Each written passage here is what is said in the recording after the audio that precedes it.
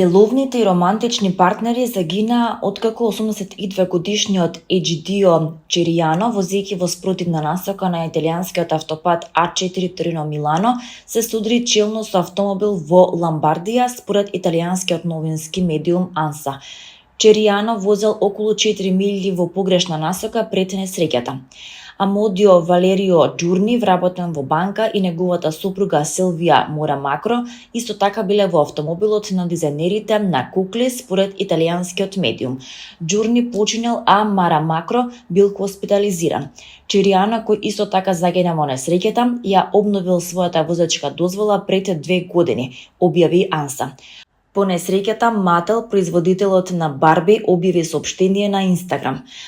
Тимот на Барби е скршен од загубата на Марио Паглино и Джани Гроси, двајца ценети креатори и соработници на Мател, кои донесоа радост и уметност во светот на Барби како Магнија 2000.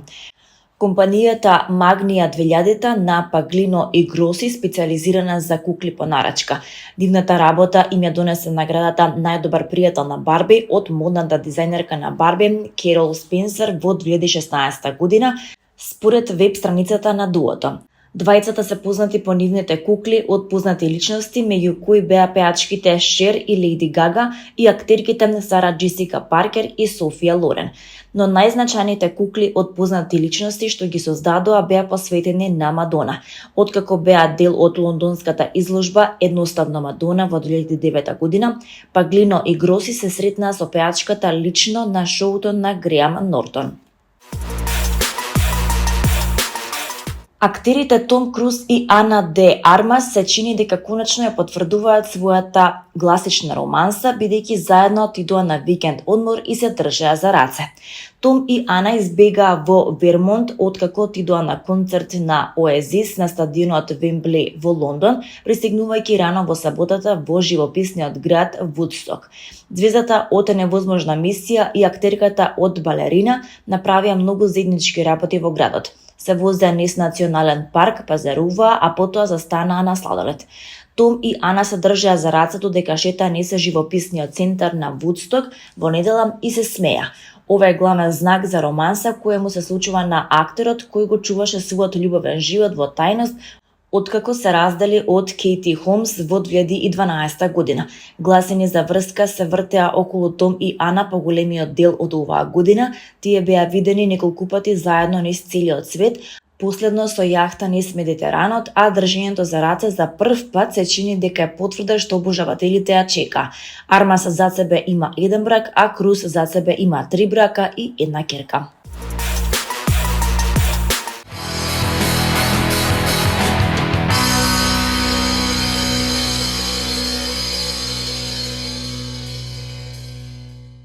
Камерниот оркестар на музичката младина на Македонија Саша Николовски Ѓумар денеска ќе има концерт во Сулијан од 20 часот и 30 минути и со тоа свечено ќе биде затворено 46-то издание на Скопско лето. Диригент е Иван Еминовиќ, а на програмата се 4 годишни времиња од Вивалди и 4 годишни времиња од Пјацола.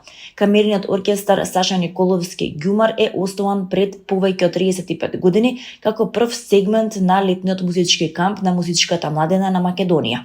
Составен е од студенти на Факултетот за музичка уметност во Скопје, но често може да се сретнат и млади музичари од други земји.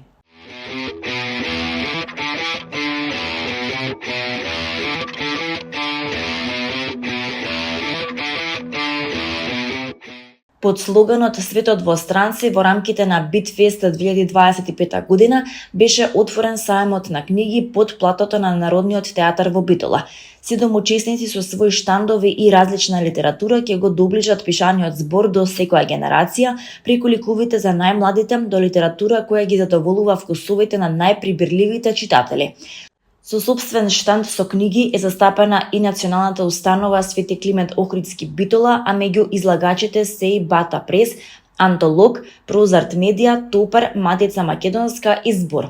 Во своето обраќање пред присутните, градоначалникот Тони Коњановски истакна дека патувањето низ страниците на пишаниот збор е вистинско патување кон себе си, надежта кон непознатото, но и кон научните достигнувања и стручните експертски анализи. Вечерва со отворањето на овој саем на книги, Битолската ризница на научната мисла и пишаниот збор, Свети Климент Охридски активно работи на доближување на пишаното богатство до сите наши сограѓани, а пред се до нашите најмлади, кај кои мораме сите заедно да ја потекнуваме љубопитноста, а со тоа да ги потекнуваме да читаат, зашто и нивниот омилен херој Спајдермен чита.